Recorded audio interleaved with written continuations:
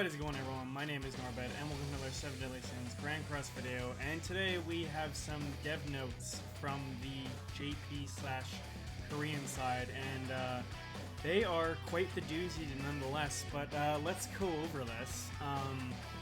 So they've been talking about the normal battles against the knights. So the ungeared knighthood, guild wars. Sorry, that's what I'm looking for. And just going over that and seeing how it is and getting people's feedback from it about having only 20 more knights satisfied. They'll modify it from each knighthood that was in there. So yeah, sorry, I don't have too much to go over this because honestly the bigger point to start going over down here about the skill change of Holy War Festival character, which this is translated properly to Luducio, the new one, Margaret. Next I'd like to tell you about the skill change of the unit, which was newly introduced at the Holy War Festival of Luducio. They feel that the unit appeared this time judged to be in a state where the effect utilization of the skills, I guess technically, is not comparable to the level of other festival characters, you know, because Festival is so great, or even cool these days. Unlike the intention from the players who received the opinion that the performance is inferior to the previous festival characters. Regarding this point, we have decided that the situation is not meeting the expectations of the players who have been looking forward to the experience of the unit and the players who have already acquired it. After the appearance of the new character, I sometimes adjusted the character's skills, stats and skill values to just balance, but it was the first time we changed the character specific during the period when the character's gotcha was being carried out. Essentially what it's saying is like, when Tarmiel and Sariel were out on JP in the story mode, their skills in-game were trash if you actually look and see what they are in the story mode when we have to use them, compared to how they actually built the units. So what they're saying in this quick aspect is, hey, before we got to throw them in the story, mess with it, put the unit out. This time, we did it at the same time, wasn't sure how it was going to work out. So after the appearance of the new character, I sometimes adjust the character stats and whatnot. So before I just went over that, sorry, I was trying to catch where the next part is. After continuous discussions and internal verification of the time the new character is present, the festival unit can fulfill its role according to the importance of the festival and decide to change the appearance. Now these changes, to quickly go over, well, to put it best, I'll quickly show them here first. Instead of doing type advantage and type disadvantage stat boosts, they now do oh, and also, I'll get to that in a sec, sorry. Instead of just that, they now just deal more damage, and you take less damage. It's not type advantage, type disadvantage. And this skill was already pretty strong nonetheless. But also, it's a cleanse. It's essentially like Blue Easton and Blue Liz's buff card as well. So now you had a unit that was already quite strong, a decent counter for Bond. Now it's a decent counter for a lot of teams, because you're taking a lot less damage. When you think about this effect stacking into also Tarmiel's stance skill, or getting this unit's passive skilled up, it escalates a lot. And it's not just the passives, it's not just the buff card. The ult is also getting a change. Unfortunately, one of these changes I've hated they introduced with Will and then Bond, it's getting an additional effect, or effects I should say, at 6/6. It blocks all skill effects including those of ultimate moves and decreases ultimate damage by 30%. And the thing that's going to suck about this to a degree is not only is that like using the Valenti and it's essentially like the Liz shield, but it's not a shield, you'll just be immune to skill effects. 30% less damage from ultimate moves, it's just damage, it's not attack, so that'll work on Bond. But here's the thing, you only get it at 6/6, and it's 2 effects, not just 1, so a little annoying in my opinion. They'll be coming in the next update, August 6th, so this coming update, which will be tomorrow. And to make matters more fun, the character gacha that appeared on the occasion of the 1.5 anniversary of the global version was prepared to form connection between 2 powers according to the name of Holy War Festival. In the first Holy War Festival, the main characters, the Goddess Tribe of Light, will appear as festival characters. And in the second Holy War Festival, the main characters will appear, the Demon Tribe will appear as a festival character. And however, as I mentioned, this is a relative black utilization of new festival character, which is the difference from what was expected in the internal test. I know I'm skipping a lot of words, so I apologize. It will be changed according to the concept. We're planning to make sure the genuine festival characters that will appear in the second installment will also be able to play an active role in this line, which the reason why I keep saying second is because a new festival character is scheduled to appear maintenance on August 12th. Now, I don't have the patch notes up for it, but Luducio, the Margaret Luducio, has been up for 2 weeks. It's still here for another 2 weeks.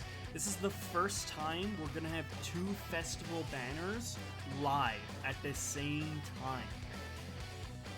And we had no idea that was even going to happen. So people that could have spent on Margaret too. And of course, what else is over here? Just about the changes and stuff.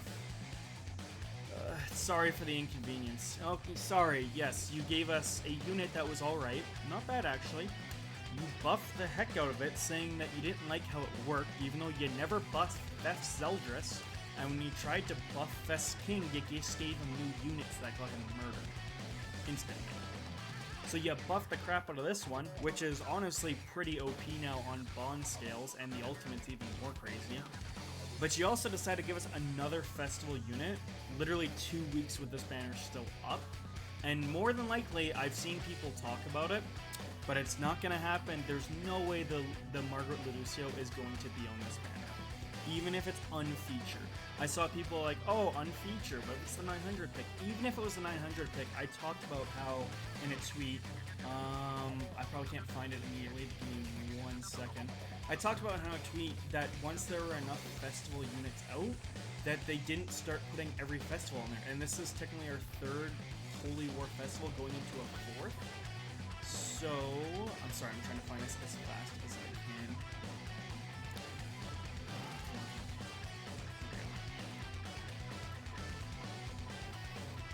Fest King, you could only pick himself in LV. There was no Glizzy. The one was just himself and Glizzy. There was no LV or King. Holy Merlin had herself, Fest King, and Glizzy. There was no LV or the one. And then Bon was only the male unit. You couldn't pick Holy Merlin or Glizzy. And with this coming to effect, I am willing to bet you that you could probably only pick Fest Zeldris, I would say, on assumption based on how Fest King went. So, yeah. And according to Marilli, the Korean forums are on fire right now about old units not being buffed and double Fest. So yeah, we're going to see how this plays out. It's going to be really interesting. Last time Korea put up a boycott attempt was when they actually tried to change the hours. I do not have this also up, I apologize. But essentially, how we get half stand every other week for a whole day. So like we get 3 days of half stam on boss battle, 2 days of half stam on free stages, and then 2 days of half stam on SP dungeon, and that was every other week. They were planning on doing it so it was every day, but it was only a set time. So then people couldn't do overnight farming on like SP dungeon. It was like only like every 6 or 8 hours something was half stand, and then it changed to something else, and then it changed to something else, and again. And then you could never consistently farm something overnight technically. And so Korea boycotted over that alone. Now, when Bon had his 6-6 ulti, Korea didn't say anything.